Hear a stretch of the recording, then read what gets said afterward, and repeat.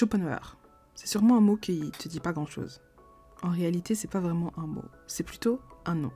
Le nom d'un philosophe. Ce philosophe.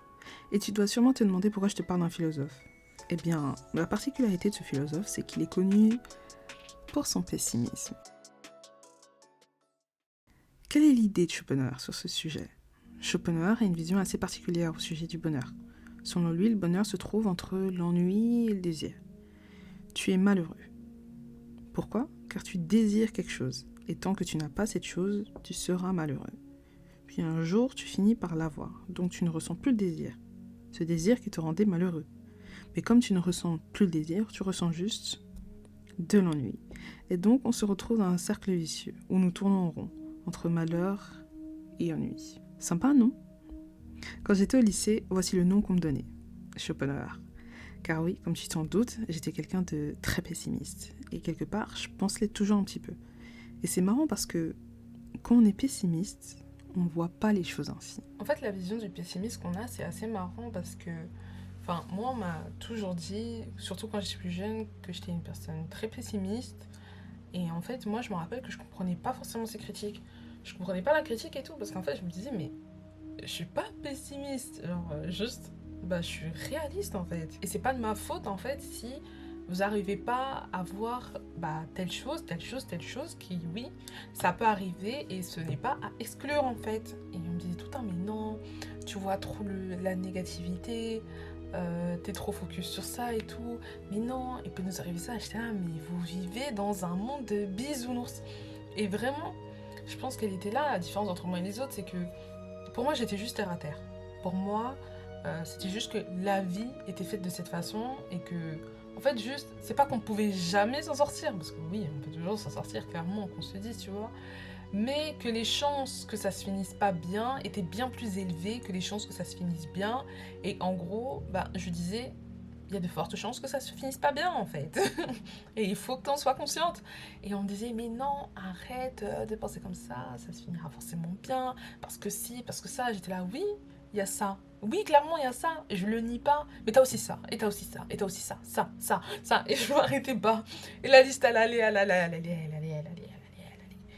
Et moi, je suis assez étonnée au final que malgré manifestement le pessimisme ambiant que j'avais, parce que manifestement j'étais une boule noire, pour pas faire de mauvais jeux de mots, euh, j'ai quand même eu de très belles amitiés, j'ai toujours de très belles amitiés. C'est assez marrant au final. Mais c'est vrai que du coup, surtout pendant ma période lycée, je le pense sincèrement, pendant ma période lycée, j'étais très négative. Très négative, mais surtout négative sur le monde qui m'entourait. Pas forcément sur les gens qui étaient proches de moi, mais plus sur le monde qui nous entourait, sur comment le monde allait. Et en fait, je voyais peu de perspectives de réussite, même par rapport à moi. J'avais du mal à me voir réussir. Je me disais que j'avais pas trop les chances parce que le monde était injuste, parce que le monde était comme ci, le monde était comme ça. Pourtant, j'avais plein de rêves, plein d'ambitions. Et c'est marrant parce que malgré tous les rêves et toutes les ambitions que j'avais, au-delà de ça, j'arrivais pas à me voir réussir. Et je pense que si tu penses que tu ne vas pas réussir, tu ne réussiras pas. À voir si un bel accident arrive. Et je pense que c'est déjà un premier souci quand tu es pessimiste. Et surtout quand tu es pessimiste et ambitieuse. Deux choses qui, comme ça, ne collent pas. Et en fait, au final, c'est juste une histoire de vision des choses. On a l'impression que le monde est un monde sombre, noir, où tout simplement rien de positif en sort. Et donc cela nous conditionne quelque part. Mais d'un autre côté, on se protège également. Comment pourrais-je être étonné si quelque chose de négatif m'arrive alors que dans ce bas monde, tout est négatif ? Pourquoi je serais étonné que mon ami me trahisse ? Après tout, il aurait fini par le faire un jour ou l'autre. Pourquoi serais-je étonné que cet homme ait fait un délit de fuite ? Parce que l'être humain est le pire être qui existe sur cette terre.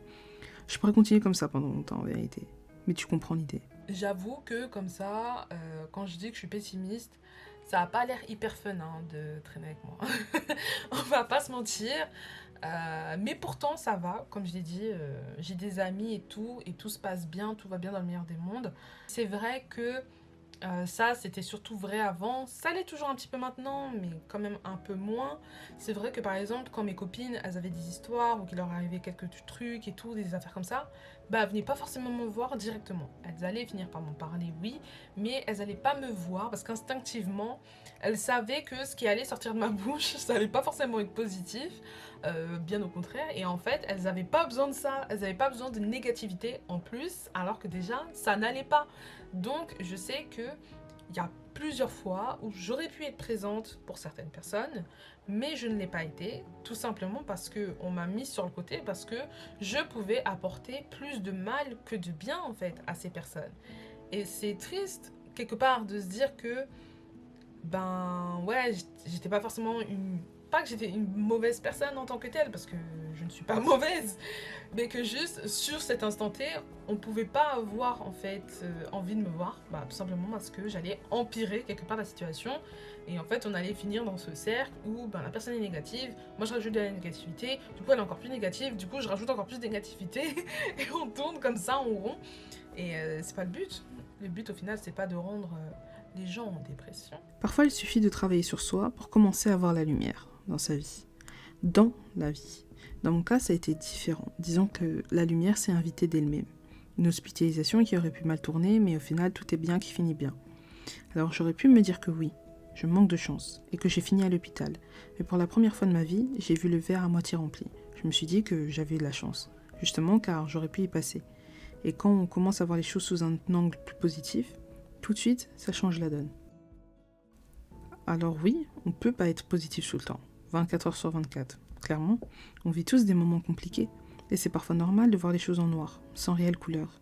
Mais le principal ici est de ne pas continuer à les voir ainsi, que ça ne devienne pas un état permanent. Soit on retombe dans le pessimiste, voire parfois on tombe dans la déprime, pire encore, la dépression.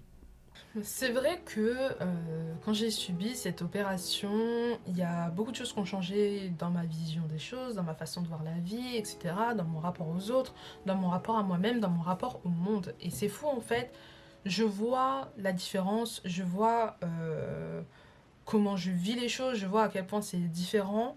Et en fait, c'est vraiment une histoire de vision parce qu'au final, ma vision des choses a changé. Du coup, je me suis comportée de façon différente et j'ai ressenti cette différence sur ce monde qui m'entourait.